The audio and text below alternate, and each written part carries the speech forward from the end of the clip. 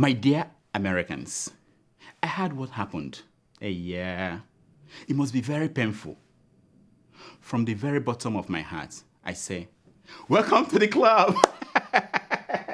Now, let me tell you, it could have been worse. At one point during the campaign, I thought that after the election, you will need the United Nations peacekeeping force to be deployed in America to separate the Clinton tribe from the Trump tribe. I feel your pain. For real. You see, I've been there. Where I come from in Nigeria. Now, for those of you who do not know, Nigeria is that country near Africa. In Nigeria, we have dealt with worse political situations. I've gone out to vote in elections only to see the ballot boxes snatched and taken somewhere where fake ballots were stuffed in. I've had results announced that were more than the number of registered voters. I did not go about sulking as if I failed SAT test.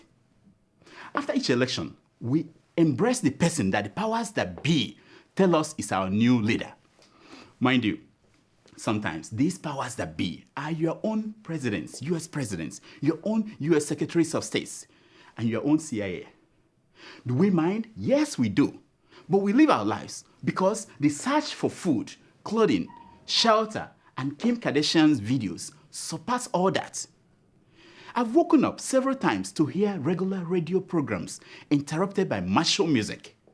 And later, someone interrupted the martial music to announce that they had suspended the Constitution of Nigeria. They've taken over the government of Nigeria and sent members of the Senate and the House home to their wives and children.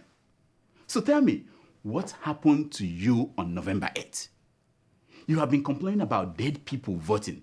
And finally, someone called up your forgotten men and women, and they showed up as ghosts and overwhelmed the votes from the inner cities. That is what happened.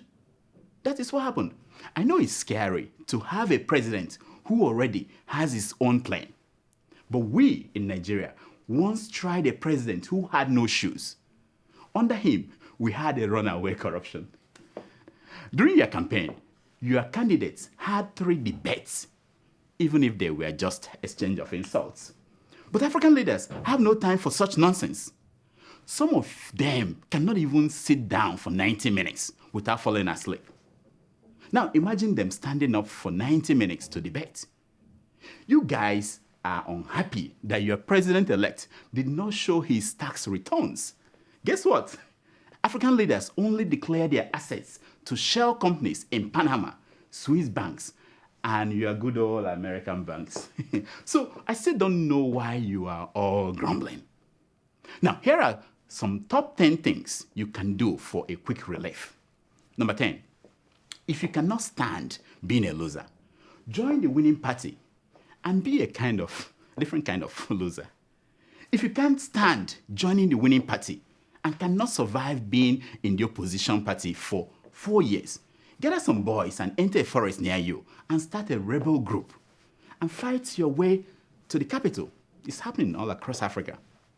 Number 8, bored to death and thinking of how to get away from CNN and Fox News and make your life exciting again. I have an idea. Go to sub-Saharan Africa. Mosquitoes will make your life exciting again. I promise you. Number 7, this one works all the time. Distract yourself by building a church.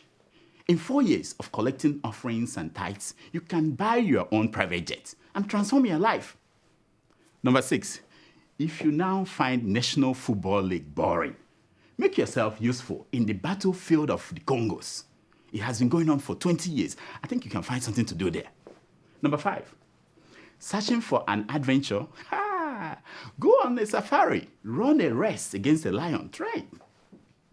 Number 4, so hamburgers and cheese make you throw up. All right then.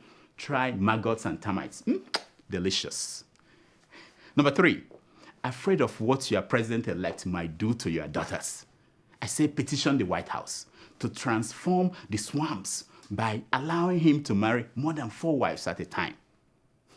Number 2, this is for those who want to do good. Form an NGO to rescue Swaziland virgin girls. Just make sure that you move in after they've danced for the king of Swaziland and those thousands of white men's cameras that were snapping away. Now, this is number one thing you can do. If you're still feeling down at this point, I say go and hug a tree. And you will notice for the first time that you're better off than the tree. You can move around, but the tree cannot. Now, this is a special appeal to my fellow Africans. Dear African people, millions of poor Americans need your help at this difficult time. Any donation will put life back into their empty souls. We accept cowries, dodo, suya, jollof rice, pepper soup, puff puff, fufu, moi moi, chin chin, agege bread. Please help, or else Donald Trump may deport me. Thank you. I'm Dr. Damages. I diagnose, you heal yourself.